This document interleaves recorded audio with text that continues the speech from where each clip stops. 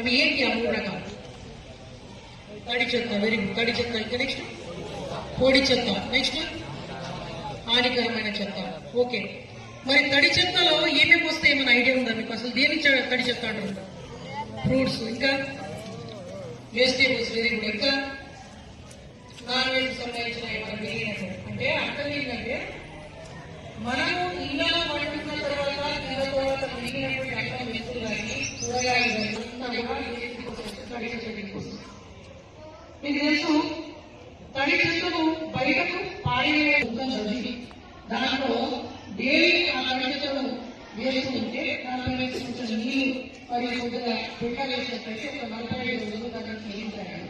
దాన్ని వరి కంపోస్ట్ లేదా కంపోస్ట్ లేదా సేంద్రియ మరి సేంద్రియం ఇవన్నీ వస్తుంది. కానీ ఈయన చేయడం వల్ల ఏమవుతుంది? తడి చెత్త నుంచి మనం సేంద్రియం తయారు చేయడం వీలవుతుంది.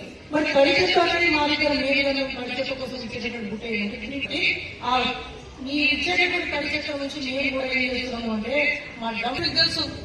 మీరు అందరు చదువుకునే వాళ్ళు కాబట్టి ఇళ్లలో ఉన్నటువంటి అమ్మకో నాన్నకో లేకపోతే మీకు తెలిసిన వాళ్ళకో తెలియకపోతే మీరు వివరించి చెప్పాలి.